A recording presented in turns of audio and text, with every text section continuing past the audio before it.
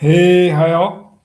We'll see how a live video goes with my computer. It's a little slow, a new computer, so I probably need a faster computer.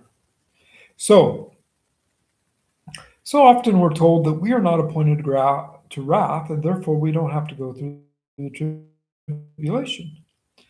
And the passage that is cited is 1 Thessalonians 5, 9, and 10. Often 10 is not cited, just verse 9. It says we are not appointed to wrath. But what verse 10 tells us is what we are appointed to, and that is to forever living with him and eternal salvation. So what our appointment is for eternal salvation. And what we're not appointed to, what is it appointed to? What's the appointment? Hebrews 9:27 tells us it is appointed for man once to die. After that, the judgment. So what do we got going on? We have a judgment going on, and the appointment is with death. What is the judgment? Well, what we're not appointed to is orge in the Greek. And orge is defined in the book of Revelation in Revelation 14:10 as forever burning with fire and brimstone. That's the judgment that we are not appointed to if we are God's children. So when somebody tells you, well, we're not appointed to tribulation, well, the reason that they say that is because a lot of the English versions of Scripture say that the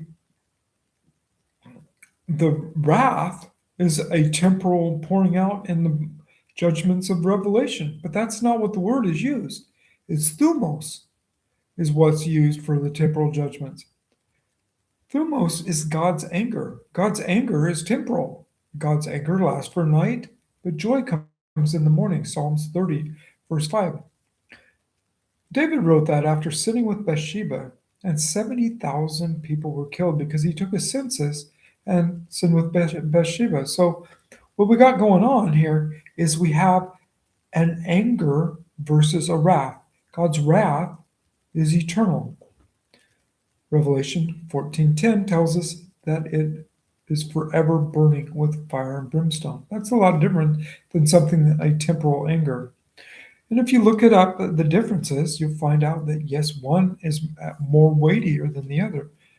God's eternal wrath has a lot more weight, just like the term wrath has a lot more weight than anger. So, thought I'd make a nice short video, but I want to point out one more thing right before we close, and that is that Revelation 6, verses 16 and 17 shows man declaring God's wrath has come.